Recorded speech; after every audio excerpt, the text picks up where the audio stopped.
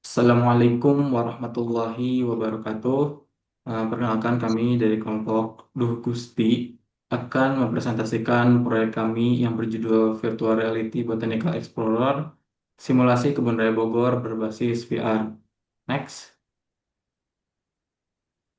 Oke, sebelum masuk ke pembahasan utama, izinkan kami memperkenalkan diri. Yang pertama ada anggota pertama kami yaitu Zakwan, lalu saya sendiri Ziad dan anggota yang ketiga Harya. Next. Nah, eh, presentasi ini terdapat empat tahapan. Yang pertama terkait observasi dan pengumpulan gambar kebun raya Bogor. Lalu yang kedua, pengolahan aset virtual reality, yang dimana asetnya ini berupa gambar 360 derajat. Lalu yang ketiga, pengembangan eh, aplikasi VR di Unity. Lalu yang keempat, pengujian dan evaluasi sistem. Next.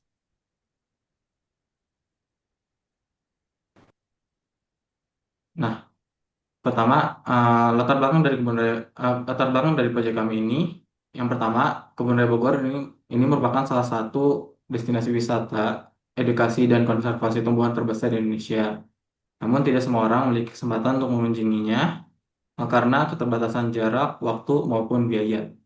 Lalu yang kedua, eh, media informasi yang tersedia saat ini seperti foto dan video masih kurang memberikan pengalaman eksplorasi yang mendalam dan interaktif.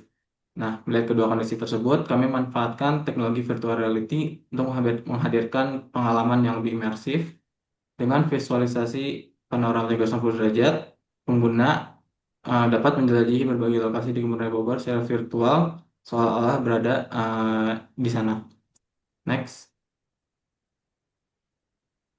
Nah, ada dua tujuan utama dari proyek ini. Yang pertama, melakukan pengembangan aplikasi virtual reality Kebun Raya Bogor. Lalu yang kedua, menyediakan media eksplorasi virtual berbasis panorama 360 derajat. Next. Lalu, proyek ini kami batasi agar dapat lebih terarah. Pertama, kami menggunakan foto panorama 360 derajat. Yang kedua, interaksi menggunakan navigasi, yang dimana navigasi ini menggunakan tombol. Yang ketiga, menampilkan eh, 18 lokasi dari keseluruhan lokasi yang ada di Kebun Raya Bogor. Yang keempat, mengembangkan aplikasi menggunakan platform Unity. Selanjutnya akan dilanjutkan oleh teman saya. Terima kasih. Nah, selanjutnya kita akan ngebahas implementasi reality pada uh, proyek kali ini. Nah, implementasi itu nantinya itu bakal dilakukan pengambilan gambar panorama 360 derajat yang berarti sekeliling penuh dan dilakukan di beberapa titik di Kebun Raya Bogor untuk menciptakan lingkungan virtual yang realistis. Nah, gambar ini nantinya menjadi aset utama yang digunakan untuk pengembangan virtual reality sehingga para pengguna dapat melihat lingkungan sekitar secara menyeluruh. Di sini kami menggunakan aplikasi 360 Photocan. Boleh. Nah, terkait pembuatan environment virtual 360 derajatnya, di situ tuh hasil foto panorama yang kami ambil dari aplikasi tadi akan akan diekspor ke aplikasi Unity.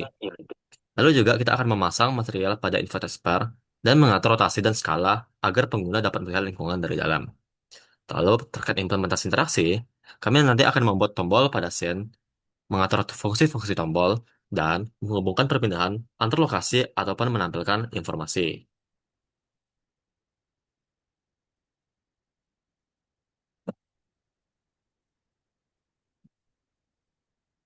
Nah, titik-titik yang kami ambil gambar panorama itu adalah sebagai berikut.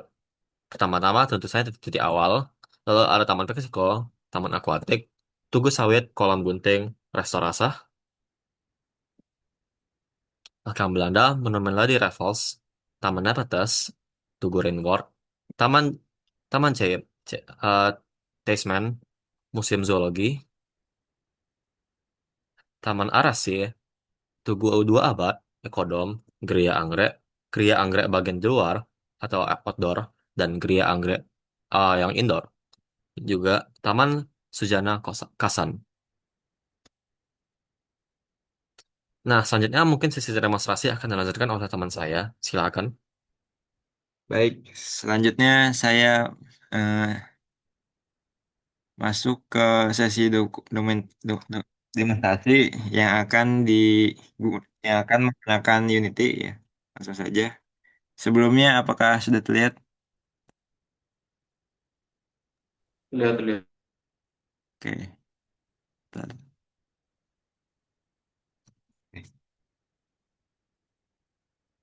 Langsung saja di sini kita play. Nah, di sini merupakan titik awal dari VN ya.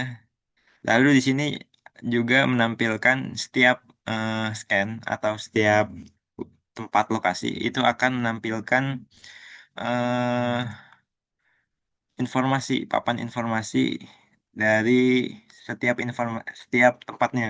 Lalu di sini juga kita bisa berpindah ke tempat-tempat yang mana di sini sudah disiapkan batunya. Jadi di sini kita bisa memiliki dua pilihan, pindah ke Taman Meksiko atau pindah ke Monumen Lady Raffles. Lalu di sini kita coba untuk pindah ke Taman Meksiko. Nah, selanjutnya nanti kita akan berpindah scan, yang mana di sini scannya menjadi scan Taman Meksiko. Lalu di sini akan menampilkan informasi mengenai Taman Meksiko. Nah, lalu di sini juga di Taman Meksiko kita bisa berpindah kembali ke titik awal, atau kita juga bisa ke Taman Akuatik. Nah, kita coba pindah ke Taman Akuatik di sini, ke titik ketiganya. Nah, di sini di Taman Akuatik ada informasi yang lebih edukatif lagi. Di sini ada informasi mengenai taman akuatik dan juga informasi mengenai zona. Di sini kita juga bisa scan QR-nya untuk mengakses informasi lebih detailnya mengenai zona satu ini. Nah, zona satu ini merupakan informasi yang ditampilkan di papan yang aslinya nih, di realnya. Lalu di sini kita juga bisa pindah ke Tugu Sawit sama Taman Meksiko kembali. Kita coba pindah ke Tugu Sawit. Lalu setelah kita di Tugu Sawit, di sini juga akan menampilkan informasi mengenai monumen plasma nutfah dari kelapa sawit ini, yaitu monumen ini. Nah, lalu di sini juga kita bisa melakukan scan QR, dan di sini juga kita bisa pindah ke eh, kembali ke Taman Akuatik, atau kita bisa ke menuju Tugu Dua Abad, atau bisa menuju ke Taman Sujana Kasan. Kita bisa menuju ke Tugu Dua Abad untuk pindah ke scan berikutnya, ke lokasi berikutnya. Lalu di sini di Tugu Dua Abad terdapat informasi mengenai Tugu Dua Abad. Ya, ini tulisan ini merupakan tulisan yang ditulis di tugunya sini. Lalu kita juga bisa pindah ke atas ini, Resto Rasa. Nah, kita bisa coba pindah ke Resto Rasa. Lalu di Resto Rasa ini ada informasi mengenai Resto Rasa. Dan lihat selain ke Tugu Dua Abad, kita balik lagi ke Tugu Dua Abad. Nah, di Tugu Dua Abad kita bisa juga pergi ke Ekodom. Kita bisa coba pergi ke Ekodom. Lalu di Ekodom ini ada informasi mengenai Nah, di Ekodom ini kita bisa kembali ke Tugu Dua Abad atau bisa ke Gede Anggrek. Nah, kita coba ke Gede Anggrek. Nah, di Gede Anggrek ini kita bisa kita berada di luar dari lokasi Gede Anggrek. Nah, kita bisa coba untuk masuk ke dalam dari Gede Anggrek. Nah, di dalam ini ada berbagai tanaman anggrek, dan di dalam ini ada informasi mengenai rumah anggrek ini.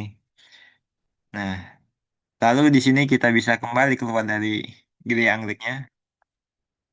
Lalu kita bisa pindah ke lokasi berikutnya, yaitu Taman Sujana Kasan. Nah, di Taman Sujana Kasan ini juga terdapat informasi mengenai Taman Sujana Kasan, dan juga informasi mengenai lambang burung Garuda yang ada di tengah dari Taman Sujana Kasan ini. Ini kita juga bisa scan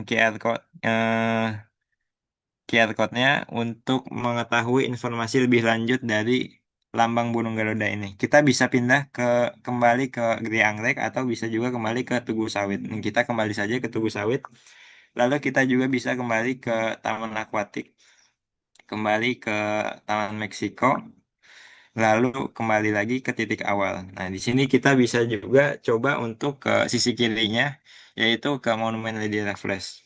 Nah, untuk Monumen Lady Raffles di sini juga ada informasi mengenai Tugu Rafflesnya, yang mana ini menampilkan informasi yang ada di tugunya. Lalu kita juga bisa pindah ke kolam gunting, di mana di kolam gunting ini merupakan seperti tanjung gitu, Tanjung Buatan yang bisa menyaksikan pemandangan danau dari Danau Gunting dan juga bisa menyaksikan Istana Bogor di sini. Lalu di sini juga kita bisa pindah kembali ke Monumen Lady Raffles atau di sini di seberang ada namanya Taman Nepenthes. Tapi kita coba balik aja ke Lady Raffles. Nah, di Lady Raffles juga kita bisa ke Taman Nepenthes. Coba kita ke Taman Nepenthes.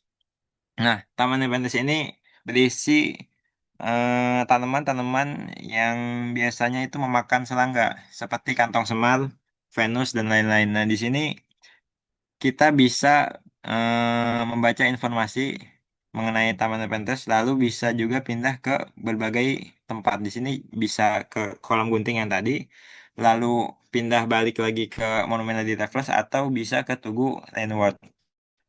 Ini coba kita pindah ke Tugu Lenwat, yang mana di Tugu Lenwat ini juga ada informasi mengenai ratu buah berwarna ungu, ya, yaitu ada di papan sini. Di sini kita bisa juga scan untuk informasi lebih lengkapnya yang ada di websitenya. Lalu di sini juga ada informasi mengenai Istana Bogor. Nah, untuk Istana Bogor ini bisa kita lihat lebih lanjutnya, kita bisa deketin juga nih. Nah, lalu untuk selanjutnya juga ini ada informasi mengenai Tugu Renwald. Lalu kita juga bisa ke makam Belanda. Di makam Belanda ada informasi mengenai makam Belanda dan juga ada QR untuk informasi lebih lengkapnya. Kita bisa deketin juga untuk membaca lebih jelas misalnya. Nah, di sini jadi lebih jelas kan. Lalu kita juga bisa ke Taman Teisman. Oh ya, untuk pergerakannya bisa menggunakan WSAD untuk maju mundurnya. Lalu untuk naik turunnya bisa Q dan E. Nah, lalu kita juga bisa kembali ke makam Belanda atau kita juga bisa ke depan museum dari zoologi. Kita pindah aja ke depan museum zoologi. Di sini dalam sini adalah museum zoologi yang mana di sini menampilkan informasi mengenai museum zoologi, akan tetapi di sini kita tidak masuk ya, soalnya untuk museum zoologi juga berbayar untuk masuknya. Lalu kita juga bisa pindah ke kembali ke Taman Taisman atau bisa ke Taman Alesai. Di sini kita pergi ke Taman Alesai, yang mana di sini ada informasi mengenai bunga bangkai. Lalu di sini juga kita bisa scan QR untuk informasi lebih lanjut mengenai bunga bangkai ini. Lalu di sini juga ada informasi mengenai Taman Alesai ini, dan kita juga bisa kembali ke Monumen Raffles. Nah, dengan ini semua lokasi sudah kita kunjungi ya. Jadi kita bisa kembali ke titik awal. Dan mungkin itu saja demo yang bisa saya sampaikan ya. Selanjutnya mungkin akan dilanjutkan oleh teman saya.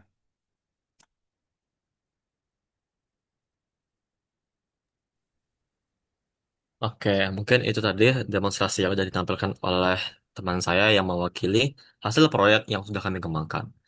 Nah, hasilnya kami berhasil mengembangkan aplikasi virtual reality ke Raya Bogor yang berbasis Unity. Gambar dengan 360 derajat juga berhasil diintegrasikan sehingga pengguna dapat melihat lingkungan secara menyeluruh. Fitur navigasi yang menggunakan tombol juga berfungsi dengan baik untuk berpindah antar lokasi virtual. Nah, seluruh fitur utama ini berjalan sesuai perancangan. Kualitas pengalaman pengguna juga sangat bergantung pada resolusi foto 360 derajat yang digunakan. Nah, mungkin buat kedepannya, para pengembangan selanjutnya dapat menambahkan lebih banyak lokasi informasi yang lebih edukatif, dan dukungan perangkat virtual reality yang lebih lengkap. Boleh di next one. Nah, mungkin itu saja presentasi dari hasil proyek akhir pada mata kuliah Graphical dan Komputasi untuk kelompok Duh Gusti. Terima kasih atas perhatiannya, dan wabillahi taufiq walhidayah. Wassalamualaikum warahmatullahi wabarakatuh. Waalaikumsalam.